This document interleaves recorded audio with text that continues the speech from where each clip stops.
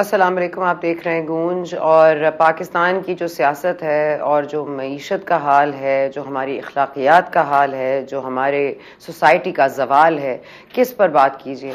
इतनी कड़वाहट है इन तमाम चीज़ों में, इतनी कड़वाहट आ गई है कि अब तो महंगी चीनी से भी कोई अफाका नहीं मिल सकता, कोई मिठास नहीं आ सकती। इस मुल्क में अभी कराची के एक एरिया से, एक गुलशन हदीद से एक प्रिंसिपल को गिरफ्तार किया गया है जो एक स्कूल चलाते थे और उन्हीं की मालियत में वो स्कूल था। वहाँ 25 से ज़ायद ख़वातीन के साथ ज़्यादती की गई। 25 ख़वातीन, और उनके दफ्तर से वीडियोस भी बरामद हुई हैं। अब ये 25 ख़वातीन की इज्जतें जो पामाल की गई हैं, इट टुक 25 के कोई आगे बढ़कर इसकी रिपोर्ट करता या पुलिस इस तक पहुंचती। तो इस मुल्क में अगर मईशत का बिगाड़ अगर हमारे आर्मी चीफ ने संभालना है, और ये मामलात भी अगर पुलिस ने इस तरह से देर करने हैं और देर से इसके फैसले होने हैं, फिर फैसले होने के लिए कभी परवेज़ इलाही साहब के जज साहब जिन्होंने कल समाअत करनी है वो मुल्तान बेंच शिफ्ट हो जाते हैं, और फिर बताया जाता है ये 30 अगस्त को ये फैसला हो गया था। बस जस्टिस जुल्करनैन है जिनके सामने चेयरमैन पीटीआई की पिटिशन है, वो भी एक हफ्ते के लिए छुट्टियों पर जा चुके हैं। इस मुल्क में हर कोई छुट्टी पर है। एक छुट्टी पर नवाज शरीफ साहब गए थे इलाज के बहाने, वो आज छुट्टी को इतना अरसा हो गया, उनकी छुट्टी खत्म नहीं हो रही है। यहाँ पर प्रिंसिपल घंटियां बजा रहे हैं। ख्वाजा आसिफ साहब भी आज फट पड़े, उन्होंने कहा हमारे हलकों में जाना दो भर हो गया है। ये जो अवाम को मुश्किलात दी गई हैं, जो पिछले 16-17 महीने में जो अल्हम्दुलिल्लाह हमने ये जो कारनामे किए हैं, ये जो अवाम के ऊपर आ रहे हैं, अब किसने किए, किसका कसूर नहीं, लेकिन जिनका कसूर था वो आज जेल में हैं और जिनका कसूर नहीं था वो आज यहाँ पर मुल्क से बाहर हैं। तो मुल्क में जो रह गए हैं वो कहते हैं जी हमने नहीं कुछ किया, वो मुल्क से बाहर है, वो कहते हैं जी इनको भी पूछो। तो हमने किससे पूछना है, किससे हमने इस्तफसार करना है, किससे मालूम करना है कि जी देखिए बिजली को कम बढ़ाइए, खुदारा IMF की बात पे अगर आपने अग्री कर लिया है तो हमें कोई रिलीफ दे दीजिए। टैक्सेस की मद में जो इजाफा हो रहा है तो FBR क्या कर रहा है, जमात इस्लामी ने आज ये सवाल उठा दिया है। अब FBR ने तमाम टैक्सेस लेने हैं या हमने अपनी बिजली के थ्रू टैक्सेस इस मुल्क में पूरे करने हैं। IMF आपको कहता है कि आपके पास वो रकम नहीं है, आपने जो कमिट किया था उससे डबल आपने खसारा किया है, इसका जवाबदेह कौन होगा, ये आप लॉसेस कैसे पूरे करेंगे। इस मुल्क में अगर एक बात सच है तो वो ये है कि इस मुल्क में आप कोई रहना नहीं चाहता, जिसको जो रास्ता मिलता है वो इस मुल्क से जा रहा है। और अगर ये थ्रेटनिंग और अलार्मिंग नहीं है तो फिर आप लाख कहिए कि यहाँ पे मईशत बेहतर हो जाएगी, लाख कहिए कि चीनी मंसूबे बन जाएंगे, लाख कहिए कि हम जो हमारे सऊदी दोस्त हैं वो आएंगे तो इस मुल्क में पता नहीं दूध की नहरें बह जाएंगी। वो चंद घंटों के लिए आएंगे, हमने इतनी उम्मीदें उनसे बांध ली हैं, वो कल चंद दिनों के लिए भारत जाएंगे, लेकिन उनसे वो उम्मीदें नहीं बांधते। हमें बहुत शौक है तो हम उम्मीदें बांधे बैठे हैं, लेकिन साथ साथ आपको पता है कि चेंबर ऑफ कॉमर्स लाहौर में मुलाकातें हुई हैं, कराची में कुछ ताजरों से मुलाकातें हुई हैं, कुछ बिजनेसमैन से मुलाकातें हुई, आर्मी चीफ की खुद, और ये बात सामने आई है कि एक टास्क फोर्स बनेगी। इस पर अमल दरामद जो हमारी मईशत है उसको संभालने के लिए टास्क फोर्सेस बनाई जाएंगी। उनका काम होगा मनी एक्सचेंजेस में देखना कि पैसे किस तरह से डॉलर्स को कन्वर्ट किया जा रहा है, क्या एक ही रेट है ओपन मार्केट में और प्राइवेट में, और उसका स्मगलिंग को रोका जाएगा थ्रू द बॉर्डर जो स्मगलिंग होती है डॉलर्स की। अब ये तमाम तर चीज़ें अगर आर्मी चीफ ने करनी है तो इस मुल्क में फिर इंतखाबात हमने क्यों कराने हैं, और अगर वही केपेबल हैं तो फिर ये इस वक्त निगरान हुकूमत क्या कर रही है, क्योंकि ये तो हेल्पलेस नजर आते हैं। इस पर मजीद बात कर लेंगे। कुछ मुलाकातें भी हुई हैं over the weekend, it's been quite a happening week, और अब कुछ और तो नहीं लेकिन यही हैपनिंग हो रहा है, तो इस पर मजीद बात कर लेंगे। शमीला फारूकी साहब हमारे साथ मौजूद है पाकिस्तान पीपल्स पार्टी से, फिर हमारे साथ मौजूद होंगे फ़ारूक सलीम साहब, हम कोशिश करेंगे ब्रिगेडियर वकार खान साहब को भी लेंगे। शमीला फारूकी साहब, पहले तो ये जाहिर है कि जी ब्रिगेडियर साहब ने भी ज्वाइन कर लिया, बहुत शुक्रिया आपका ब्रिगेडियर साहब, आपका भी बहुत शुक्रिया। मैं सबसे पहले ब्रिगेडियर साहब चले आपके पास आ जाती हूँ, जरा ये फरमा दीजिएगा कि अगर इस मुल्क में हर चीज आर्मी चीफ नहीं संभाली है, क्योंकि और तो केपेबल ही नहीं है, और हमें वाज़ेह तौर पर नजर आ रहा है, और मैं ये अक्यूज नहीं कर रही, ना मैं उनको सिंगल आउट कर रही हूँ, मैं तो कह रही हूँ अच्छी बात है कि कोई तो जिम्मेदारी उठाने को तैयार है। तो ये इसी तरह से मामला चलेंगे। पहले हमें याद है जनरल टाइट बाजवा साहब भी बिजनेसमैन से मिलते थे तो उनमें कुछ कॉन्फिडेंस आ जाता था। अभी ना ब्यूरोक्रेसी चल रही है, ना मईशत चल रही है, ना ताजर बरादरी आपकी सुन रही है। तो क्या इन मुलाकातों का इफेक्ट अच्छा होगा, खुशाइंद होगा, ये टास्क फोर्सेस बनाने की जो पूरी हिकमत अमली है ये कारआमद होगी मुल्क की मईशत के लिए? आई थिंक इकोनॉमी तो ऑलमोस्ट पिछले 3-4 से क्रिटिकल आई थिंक स्टेज में है, जिसको कहते हैं कि ICU में है। और I think now there is realization कि अगर आपने मुल्क बचाना है तो इकोनॉमी को कम से कम आपने ट्रैक पे दोबारा वापस लाना है। तो जिसको कहते हैं कि बेसिकली होल ऑफ गवर्नेंस को उसकी जरूरत है। लोग कई बार एतराज करते हैं कि जी फौज का क्या काम है, तो इलेक्टेड नुमाइंदों, तो इलेक्टेड नुमाइंदों को देख लिया ना अगर आपने 15 साल में जो डिलीवर किया है, अगर IMF का भी आज मैं देखा तो एस्टिमेट किस तरीके से इंक्रीज हुआ है लोन, और उसके बाद उसके ऊपर जो इंटरेस्ट था, और मतलब किसी को परवाह ही नहीं है, आप जाते हुए आप 80-90 अरब रुपए की वो दे जाते हैं, आई थिंक डेवलपमेंट फंड के चक्कर में MNs MPs को।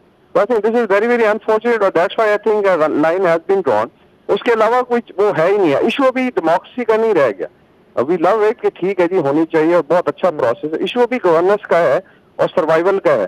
तो अगर आपने जिस तरह अभी समबडी वाज मेंशनिंग टर्की का जी के ट्रीटी ऑफ लुजान जो है वो खत्म हो गई है, पता नहीं क्या, टर्किश उर्दू चैनल ने बड़ा अच्छा दिया कि यार ये डोंट वो कहते इंडिया पाकिस्तान बांग्लादेश में कॉन्स्पिरेसी थ्योरी चलेंगे, पता नहीं क्या हो जाएगा। तो if you are strong, economically strong, you are good, ठीक है ना। तो बाकी सारी जो है कहानी है। तो I think we have been trivialising the entire country and its economy, और that's why I think everybody has to chip in, it's not only the army, it should be bureaucracy. और इसमें आई थिंक ब्यूरोक्रेसी को भी जिम्मेदारी लेनी चाहिए, क्योंकि अभी जो बिल्स का हुआ है इसमें बेसिक फार्मूला लोग दे रहे हैं कि अगर आप स्लैब 300 पे कर देते शायद 2.5 करोड़ लोगों को रिलीफ मिल जाता। इतने ये रुथलेस हैं कि इनको बिल्कुल परवाह ही नहीं है, जैसे maybe they are not even bothered. और आपने सही कहा, 12 लाख बच्चा जो इस वक्त जा चुका है इस साल, और एवेन्यूज तलाश कर रहे हैं, साथ में सर्वाइवल का मसला है। तो अगर मुल्क बचाना है तो I think economy and governance is important. उसमें तो जगह इलेक्शन भी हो जाएंगे, ठीक है, पार्टियां भी आ जाएंगी, लेकिन have they delivered? I think this is the larger question, and that's why I think एक I would say emergency measure लिया गया है, और उसमें फौज पूरी एफर्ट करेगी to help the caretaker. और बाद में भी आते तो SIFC का जो कॉन्सेप्ट है, I think this has been applied by Sisi in Egypt. अगर आप जाके देखें तो he is changed over last 5 year, बहुत ज्यादा ट्रांसफॉर्मेशन हुई है। वहां भी ये जमहूरियत का सर्कस होता रहा, फाइनली डिसाइडेड कि पहले इकोनॉमी को बचा लें, फिर जमहूरियत भी आ जाएगी। I think that is the reason कि एक इमरजेंसी सिचुएशन है और उसमें ये सारे स्टेप्स लिए जा रहे हैं। ठीक ठीक है, आपने लफ्ज यूज किया इमरजेंसी सिचुएशन, जिससे थोड़ा सा मैं अलार्म हो गई हूँ, लेकिन हम शर्मिला फारूकी साहब, शर्मिला फारूकी साहबा, क्योंकि जमहूरियत की हम सब बात करते हैं, आइन की पासदारी की बात करते हैं, हमारी जो असेंबली है, जो हमारा ऐवान है, वो खुद मुख्तार है, लेकिन क्या मजाक है कि इस मुल्क में हम जमहूरियत बचाने की बातें करते हैं तो जमहूरियत लाने वाले लंदन में तशरीफ फरमा है, और जिन्होंने लाना है वो वहां पर वोट को इज्जत दे रहे हैं और ऐसी इज्जत बख्श रहे हैं कि बस माजरत के साथ। आप क्या फरमाइएगा मैम इस पे? शुक्रिया सना। पहले तो मैं ब्रिगेडियर साहब की इस गुफ्तगू का बड़ा सीरियस एक्सेप्शन लेना चाहती हूँ, जिन्होंने कहा ना जमहूरियत का सर्कस। मैं नहीं समझती कि क्योंकि इनका भी फ़ौज से ताल्लुक़ है, रिटायर्ड ब्रिगेडियर हैं, और इनको इस किस्म के अल्फाज इस्तेमाल करने चाहिए बिलखुसूस जमहूरियत के लिए। पाकिस्तान की एक बड़ी चेकर्ड हिस्ट्री रही है, एक तवील दौर आमिराना रहा है, और हर बार जब जमहूरियत पनखने की कोशिश करती है तो फिर कहीं ना कहीं से एक कू हो जाता था, और फिर जो अनकॉन्स्टिट्यूशनली उसके ऊपर कुछ लोग आके बराजमान हो जाते थे। So this is not a circus. Pakistan के अंदर जमहूरियत is not a circus. Unfortunately हम आज भी एक इवॉल्विंग डेमोक्रेसी हैं, कोशिश कर रहे हैं कि पाकिस्तान के अंदर एक हकीकी जमहूरियत आए, एक फ़ाल डेमोक्रेसी आए जो आके हकीकी तौर पे लोगों के मसाइल हल करें, और उसके लिए बड़ी कुर्बानियाँ दी हैं लोगों ने जी। मुझे बाकियों का तो नहीं पता, लेकिन मेरी जमात ने तो बड़ी कुर्बानियाँ दी हैं। शहीद जुल्फ़िकार अली भुट्टो साहब से लेके शहीद मोहतरमा बेनज़ीर भुट्टो साहिबा का ये जान के नजराने देना जो है, ये कोई आसान काम नहीं है, ये किसी के बस की बात नहीं है। इसी तरीके से हमारी फ़ौज ने बड़ी कुर्बानियाँ दी हैं हमारी सरहदों को महफूज रखने के लिए। ये अल्फाज तो मैं समझती हूँ कि ब्रिगेडियर साहब को वापस लेने चाहिए, because this is not the way to address democracy and specially in Pakistan. चले मैं कहती हूँ शर्मिला साहब, if you could move on. दूसरी चीज ये है, मैं आपके साथ खड़ी हूँ इस बात पे जी।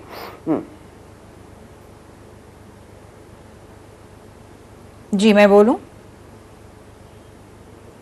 हाँ जी बिल्कुल शर्मिला साहब, अगर आप जल्दी से इस बात को कंप्लीट कर दें। मैं फिर अच्छा, दूसरी चीज ये है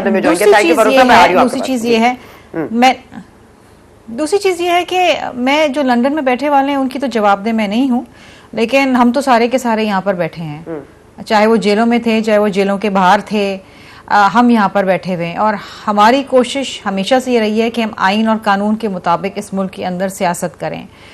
हम वो जमात हैं जिसने इस पाकिस्तान को उसका आइन दिया, और हम समझते हैं कि इस मुल्क के अंदर ये तमाम मसाइल जब भी हल होंगे जब एक कॉन्स्टिट्यूशनल गवर्नमेंट आएगी। और by constitutional government I mean वो गवर्नमेंट जो सिलेक्टेड ना हो, वो गवर्नमेंट हो जो हकीकी तौर पे लोगों के वोट से आए, फ्री एंड फेयर इलेक्शंस हो, ताकि वो आके इस मुल्क में मईशत और सियासत को एक सही मोड़ के ऊपर लेके जाएं, एक सही राह के ऊपर गामजन करें। बड़े मसाइल हैं, जिस तरह आपने शुरू में बात करी कि जी माफियाज हैं, इधर हैं उधर है, बहुत सारी चीज़ें, बहुत सारे मसाइल हैं। और मुझे लग रहा है कि कुछ ज़्यादा ही गंभीर होते चले जा रहे हैं, सुलझने की बजाय मामलात उलझते चले जा रहे हैं। सो इनको हल करने का एक ही हकीकी तरीका है, और वो है कि इस मुल्क के अंदर जमहूरियत है, फ्री एंड फेयर इलेक्शंस हों और आईनी और कॉन्स्टिट्यूशनल टाइम फ्रेम के अंदर हो। ठीक हो गया, ठीक है। Let me just move forward. Farooq Saleem साहब, वक्त पर इलेक्शन हो जाएं तो शायद इस मुल्क में बिजली के निर्ख भी कम हो जाएंगे, शायद चीनी भी वापस मिल जाएगी, कुछ मिठास रवैयों में भी आ जाएगी, कोई कड़वाहटें खत्म भी हो जाएंगी। आप क्या समझते हैं कि इस मुल्क में IMF के साथ जो शराइत तय की गई हैं उनकी जो उनको भुगतना है वो हमने ही भुगतना है या इस मुल्क को किसी ने ठीक करना है? प्लस वो कहते हैं डार साहब कि हमें 4 साल मजीद दे दीजिए, हम इस मुल्क को ठीक करके दिखा देंगे। पिछले 17 महीनों में आपने ऐसा कोई साइन देखा है कि ये अहलियत रखते हैं कुछ बेहतर करने की, इनको 4 साल का रिस्क दे दिया जाए? चीज़ें सना साहब आपने इकट्ठी है पूछ ली हैं। शुरू कर लेते हैं इलेक्शन से, जमहूरियत से, और क्या इलेक्शन जो है वो हमारे प्रॉब्लम दूर कर पाएगा। देखिए, इस वक्त 2 सबसे बड़े चैलेंजेस हैं। एक 24 करोड़ पाकिस्तानियों का मसला है और वो मसला है महंगाई का। ख़ास तौर पे जो खुराक की महंगाई है वो 50% से भी उसकी शरह जो है वो ऊंची चली गई है, बढ़ गई। दूसरा जो हुकूमत पाकिस्तान का सबसे बड़ा मसला है वो है डॉलर्स का फुकदान, ख़जाने में डॉलर नहीं। अब अगर आप एक 12वां इलेक्शन करवा देते हैं, हमने 48 साल में 11 इलेक्शन तो करवा लिए, अब अगर आप 12वां इलेक्शन करवा लेते हैं तो मैं सोच रहा हूँ कि क्या उसके नतीजे में जो मुल्क के 2 सबसे बड़े माशी प्रॉब्लम्स हैं, क्या खुद ब खुद महंगाई जो है वो नीचे आ जाएगी 12वें इलेक्शन के बाद? क्या खुद ब खुद जो है वो हमारे स्टेट बैंक के जो ज़खायर हैं वो फल फूल जाएंगे, उनमें फिर से 20 अरब डॉलर इकट्ठा हो जाएगा सिर्फ एक इलेक्शन करवाने के नतीजे में? देखिए, 48 साल की तारीख कुछ ऐसी है कि जो 11 इलेक्शंस हुए हैं उन 48 सालों में, उनके नतीजे में जो वोट डालता है उसका हाल तो हमने देखा 48 साल में बुरे से बुरा होता जा रहा है। और जो मुंतखब होके आता है उसकी जेब गर्म हो जाती है, वो माल से उसके असासे भी बढ़ जाते हैं। तो अगर तो वही तरीका है कार जो पहले 11 इलेक्शंस करवाए हैं, जो 48 साल की तारीख है, अगर वैसे ही करना है तो फिर तो 12वें इलेक्शन का नतीजा भी वही निकलेगा जो पहले 11 इलेक्शंस का नतीजा निकला है। और वो आइंस्टाइन जो है वो ये कहा करता था कि इंसैनिटी की डेफिनेशन, वो पागलियत की डेफिनेशन बताया करता था कि आप एक ही तजुर्बे को दोबारा दोहराते चले जाएं और इस तवक्को से बैठे रहें कि नतीजा कुछ फ़र्क निकलेगा। तो मेरा नहीं ख्याल कि जो नेक्स्ट एक इलेक्शन अगर हम करवाएं तो वो हमारे मुल्क के जो 2 बड़े हैं उनका कोई हल उसमें निकलेगा। ठीक है। और ये जो अब नून लीग की अहलियत पर आप कुछ कहना चाहेंगे, उनकी कैपेसिटी ऑफ वर्किंग पे कुछ कहना चाहेंगे कि 16-17 माह में वो नहीं संभाल सके, ठीक है बुरे सर्कमस्टांसेस थे, पर वो नहीं संभाल सके, वो बेहतरी नहीं ला सकते और बस मुल्क को डिफॉल्ट से बचा लिया, इज दैट इनफ? देखिए, पिछले 16 महीने में जो हुआ है या उससे पहले जो तकरीबन 3.25 साल में हुआ है, असल इशू हमारा माशी नहीं है, असल इशू हमारा सियासी है।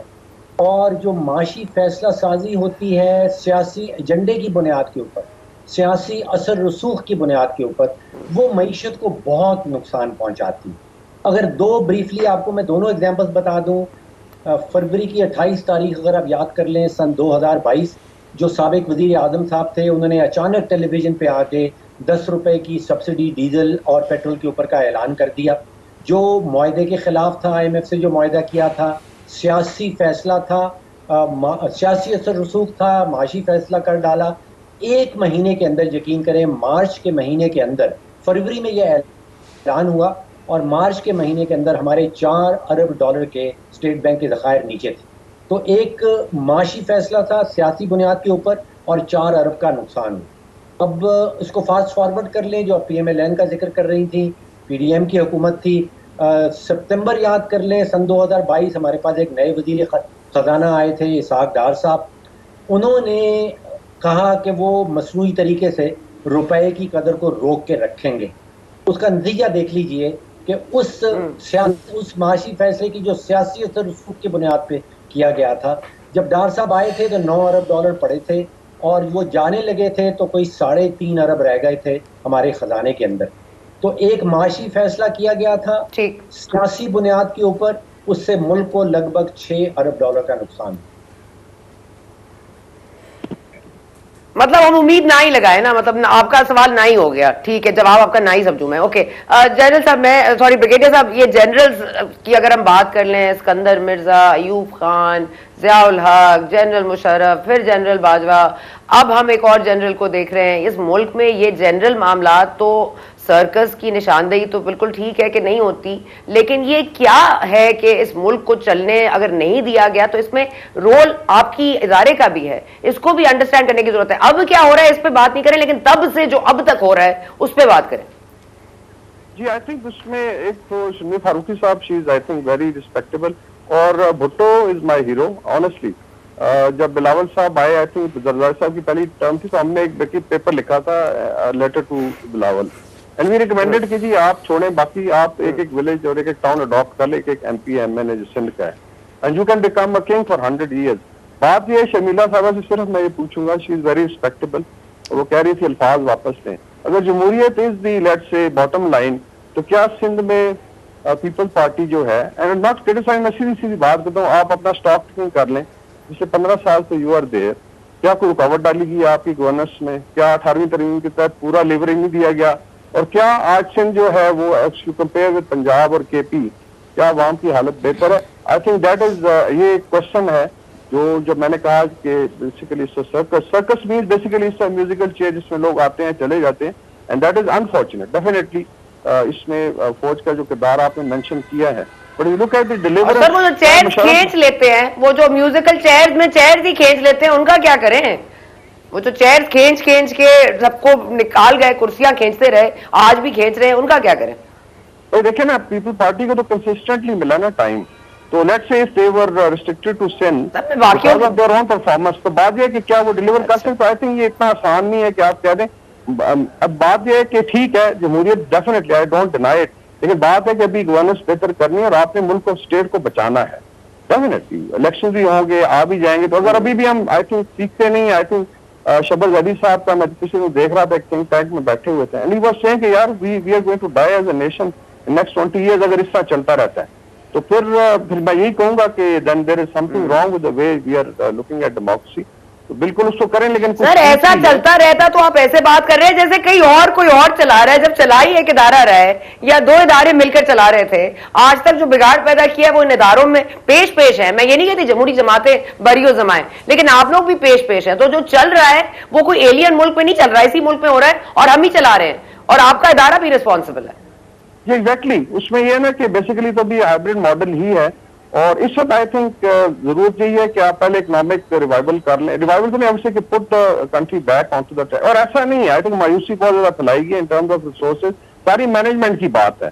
You are sitting on gold reserve, oil and gas भी है, यूथ है आपका जो बिल्डर हुआ है और वो बाहर भाग रहा है। तो बात वही है कि मैनेज अच्छे तरीके से कर लें। आई थिंक इसमें ब्यूरोक्रेसी है, पॉलिटिकल लीडरशिप है, मिलिट्री एंड जुडिशरी मिलजुल के और किया है मुल्कों ने। आप आई थिंक कीनिया की मिसाल ले लें, दे गैदर्ड एवरीबॉडी, यही हालात थे कि भाई काफी हो गया, सिट टुगेदर और पहले इसको ठीक करें। तो I think there can be a way forward, और उसके बगैर भी गुजारा भी नहीं। ब्रिगेडियर साहब ये फरमा दीजिएगा कि ये जो जुम्मे के रोज मुलाकात हुई है हमारे सदर में, और हमें पता है कि दो बड़े आला शख्सियात मिले और आप ही के इदारे के मिले, तो इस पर भी एक प्रेस रिलीज क्यों नहीं शाया कर दिया ISPR ने? क्यों नहीं कह दिया कि ये मुलाकात हुई है? इस पर बोल के लब आजाद क्यों नहीं है? इसमें ऑनेस्टली मेरे तो जो है ना, अगर आप मेरे से पूछे, मेरे पास तो कोई ऑफिशियल इंफॉर्मेशन नहीं, बिकॉज ISPR ने इस पे वो नहीं किया। स्पेकुलेशन भी है, मीडिया रिपोर्ट्स भी हैं, और शायद कुछ लीक भी किया गया है। मेन थिंग वाज कि अभी can the country afford further instability, या आप बैठ के छक्के मारते रहे या आपने इसको स्टेबिलिटी की तरफ ले जाना है। But honestly I can't comment, because मेरे पास कोई ऐसी इंफॉर्मेशन नहीं है कि एग्जैक्टली वहां पे क्या बात हुई।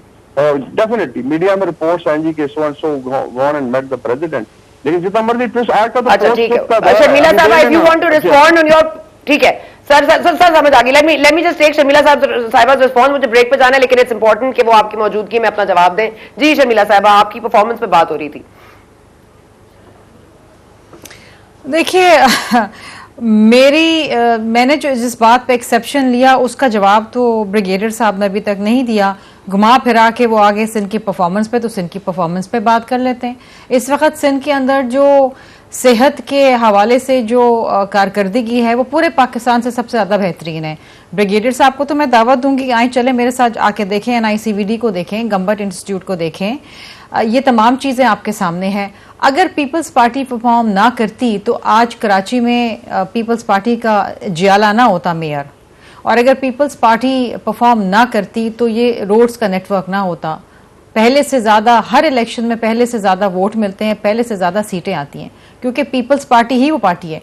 आज अगर सैलाब ज़दगान को 21 लाख घर बना के दिए जा रहे हैं तो पीपल्स पार्टी ही कर रही है, और वो लैंड टाइटल्स जो हैं वो खवातीन को दिए जा रहे हैं। किसी और सूबे में इस मुल्क में आप मुझे बता दें कि सैलाब ज़दगान की बहाली के लिए इस किस्म का काम किया गया। This is the largest ever housing project in the history of Pakistan, और इसका बेड़ा पीपल्स पार्टी ने उठाया है। ये जो हम बात करते हैं ना रोटी कपड़ा मकान, ये हम सिर्फ बातों की हद तक नहीं है, we walk the talk.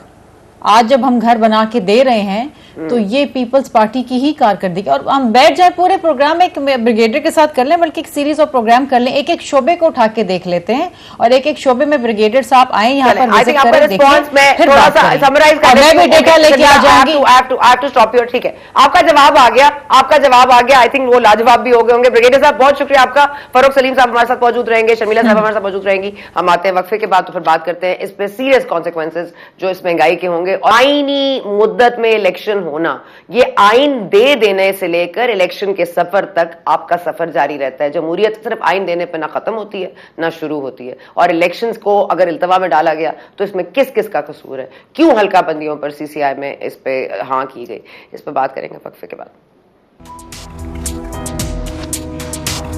Welcome back. इस प्रोग्राम में हमने अब तक जो बात की है वो इदारों की मदाखलत की बात भी की है, जो इस वक्त जमहूरियत को बचाने वाले, जमहूर रखने वाले और जमहूर सोच रखने वाले वो किधर हैं वो भी देखना बाकी है। लेकिन साथ साथ मामलात ये हैं कि परवेज़ इलाही साहब को अगर दोबारा गिरफ्तार करने से इस मुल्क में इस्तेहकाम आता है, बिजली सस्ती हो जाती है, चीनी कम हो जाती है, तो भले कीजिए। अगर जजेस साहिबान को छुट्टी देने से इस मुल्क में इस्तेहकाम आता है तो वेल एंड गुड। अगर इस्तेहकाम में पाकिस्तान से इस्तेहकाम आता है तो वेल एंड गुड, लेकिन किसी तरह से इस्तेहकाम आ जाए। अब हम बात कर लेते हैं इंतखाबात की। जो इंतखाबात होने हैं और इसके लिए मुलाकात भी हुई है, एक ऐवान सदर में हुई है, कोई बैठकें वहाँ भी लग रही हैं। आज शरीफ बरादरान एक लैपटॉप दे रहे थे बच्ची को जिसने कमाल के रिजल्ट्स लेकर आई है वो, और वो कह रहे थे इस मुल्क में आगे जाके बड़ा बेहतर होगा और पाकिस्तान के लिए बड़ा रोशन एक मकाम होगा। लेकिन वो रोशनी हम तक कैसे पहुँचेगी, इस पर बात करेंगे। हमारे साथ मौजूद है फ़ारूक सलीम साहब, शर्मिला फारूकी साहबा। शर्मिला साहबा, ये इलेक्शंस का जो है, ये जो आइन को हमने बचाना है और आइनी मुद्दत में हमने इलेक्शंस करवाने हैं। 14 मई का फैसला आपके सामने है। पंजाब में इलेक्शंस नहीं कराए गए, खैबर पख्तूनख्वा में नहीं कराए गए। जहां आइन खामोश होता है वहां आप लोग बोलते हैं। अब आप लोग बोलते हैं तो आइन खामोश है, कभी आइन बोलता है तो आप लोग सुनते नहीं हैं। तो ये किस तरह से मामलात होंगे? और अगेन हल्का बंदियों वाला मामला है। वैसे तो शरजा साहब ने पिछले हफ्ते काफ़ी डिटेल में समझाया था, लेकिन आपको लगता है ये गले पड़ गया है हल्का बंदियों पर रजामंदी? सना, देखिए बात यह है कि इस मुल्क में बोलना तो सिर्फ आइन को चाहिए और आइन को ही अवलीन तरजीह देनी चाहिए।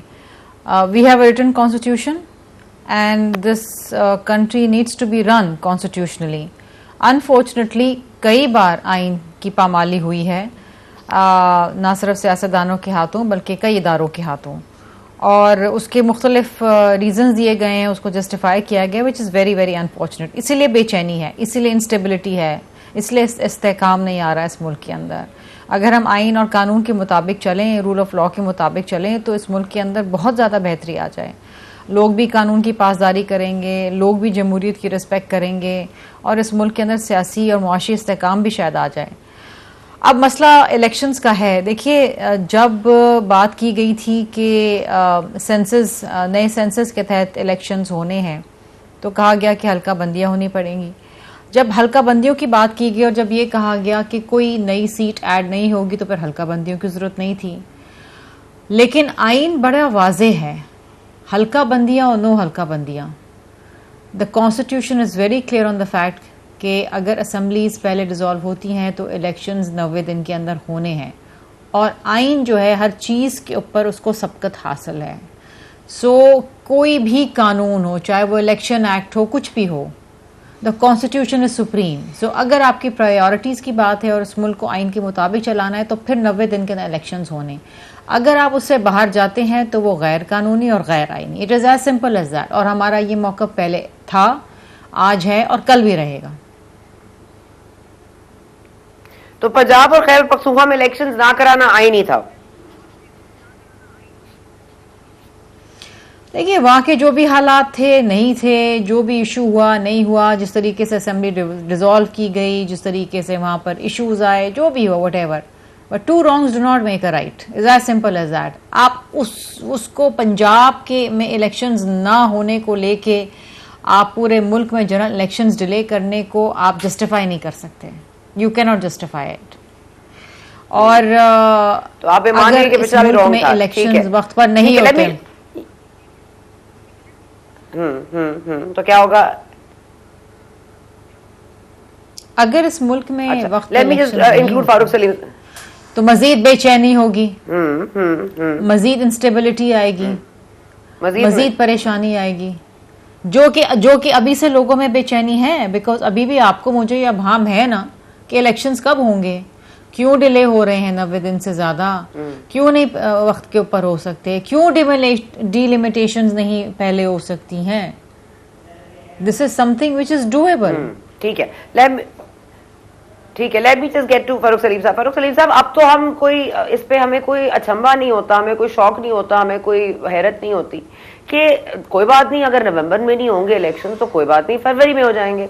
एक मुल्क में आपका सिस्टम चल नहीं रहा है, हम इलेक्शंस को भी अगर डिले कर देते हैं। और ये हल्का बंदियों वाली बात भी इसलिए की गई कि मियाँ साहब तशरीफ ले आए, वापस अपनी पॉलिटिकल कैंपेनिंग शुरू कर दें तो फिर इलेक्शन हो जाएंगे। इस तरह कन्वीनियंटली अगर जमहूरी जमातें आइन को इस तरह से पामाल करेंगी तो फिर इकोनॉमी को कौन संभालेगा? और ये पॉलिटिकल स्टेबिलिटी के लिए जो इकोनॉमिक स्टेबिलिटी जरूरी है, वो इकोनॉमिक स्टेबिलिटी ना पॉलिटिकल स्टेबिलिटी नजर आ रही है, ना इकोनॉमिक स्टेबिलिटी आ रही है। The system needs to be shaken. क्या किया जाए? जी सना साहिबा, आई थिंक हमें आइन की वो वाली शिकें जो हमारे ज़ाती मफाद में जाती हैं या हमारी सियासी जमात के मफाद में जाती हैं, वो हमें बहुत पसंद होती हैं और बाकियों को हम भूल जाते हैं। इसी तरह जमहूरियत का भी सिर्फ वो हिस्सा जो हमारे ज़ाती मफाद में हो, जो हमारी सियासी जमात के मफाद में हो, वो हमें बहुत पसंद है। देखिए, बुनियादी सवाल ये है कि जमहूरियत जो है वो दुनिया में दो किस्म की देखी जाती है। एक जिसको कहते हैं प्रोसीजरल डेमोक्रेसी, यानी कि तरीक़ा कार, उसमें इलेक्शन कमीशन भी होता है, उसमें सियासी जमातें भी होती हैं, उसमें पॉलिटिकल पार्टीज एक्ट भी होता है, उसमें हम 48 साल में 11 दफ़ा इलेक्शन भी करवा लेते हैं, उसमें सेनेट भी होती है, प्रोविंशियल असेंबली भी होती है, नेशनल असेंबली भी होती है। लेकिन ना सियासी इस्तेकाम होता है और ना माशी तरक्की आती है। देखिए, जमहूरियत का बुनियादी जो गोल था वो ये दो थे कि मुल्क के अंदर सियासी इस्तेहकाम आए और मुल्क की आबादी में माशी जो है वो तरक्की हो। उसको कहते हैं हकीकी जमहूरियत या असल जमहूरियत। सिर्फ तरीक़ा कार वाली प्रोसीजरल डेमोक्रेसी नहीं। हमारे यहाँ जो जमहूरियत है उसका जिस्म तो मौजूद है। जैसे मैंने कहा कि सारी जो प्रोसीजरल चीज़ें हैं वो हमें नज़र आती हैं। इलेक्शन भी करवाते हैं, इलेक्शन कमीशन भी बैठा है, हम प्रोविंशियल असेंबली, नेशनल, सब कुछ है, जितने भी प्रोसीजरल डेमोक्रेसी की चीज़ें, लेकिन ना सियासी इस्तेहकाम है और ना माशी तरक्की आती है। तो जिस्म जो है वो हमने अपना रखा है जमहूरियत का, और रूह जो है वो जमहूरियत की गायब है।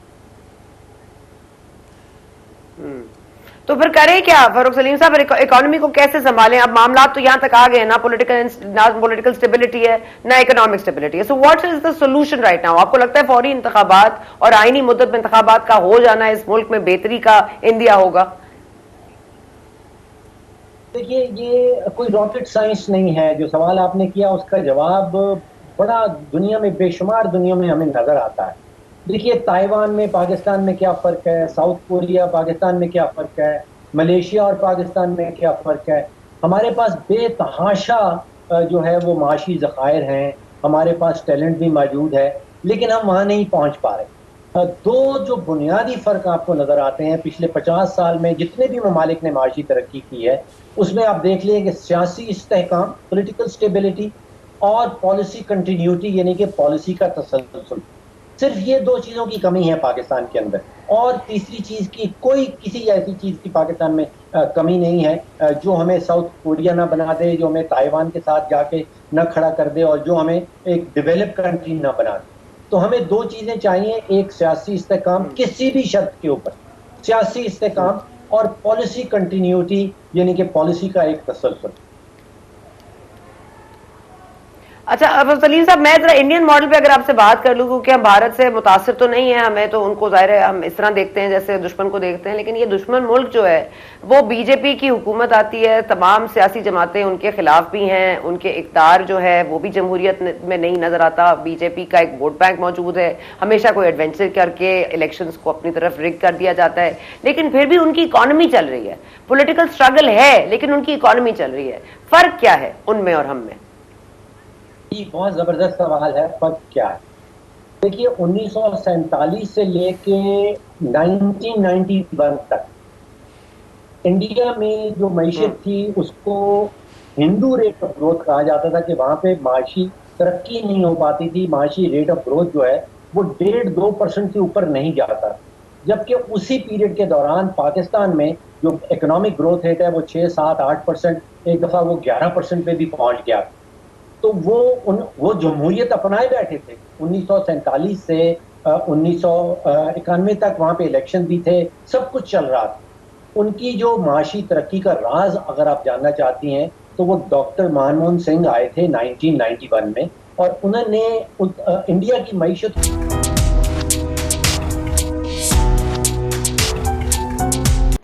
इस मुल्क में एक कट ऑफ लिमिट है। मेरा ख्याल है कि हमें ये सोचना पड़ेगा कि हमारे इदारे जो हैं वो किस हद तक असरअंदाज होंगे, और इलेक्शंस मांगने से नहीं मिलते, इलेक्शंस तो होने चाहिए। और अगर इलेक्शंस फ्री और फेयर मांगने वाले अगर ये याद रख लें कि उन्होंने अपनी अपनी अंडरस्टैंडिंग आइन की किस तरह से बदनीयती पर मबनी रही है, तो फिर फ्री, फेयर और ट्रांसपेरेंट इलेक्शंस जो मांग रहे हैं उन्होंने कितना फ्रीली, फेयरली और ट्रांसपेरेंटली काम किया है जमहूरियत के लिए, ये एक बड़ा सवालिया निशान है। इसी अलमिया में उस मुल्क में रहते हैं, बस अलमिया है। अब हम आपसे इजाज़त लेंगे, दुआ कीजिए इस मुल्क के लिए, इसमें जमहूरियत भी आए और चल भी जाए और हमारी महंगाई भी कम हो जाए, क्योंकि अवाम अब जो है उनकी क़ुव्वत बर्दाश्त से मामला बाहर हो गए हैं। We can only pray. आप भी दुआ कीजिए, मैं भी दुआ करती हूँ। आपसे मुलाकात होगी कल। Thank you for watching.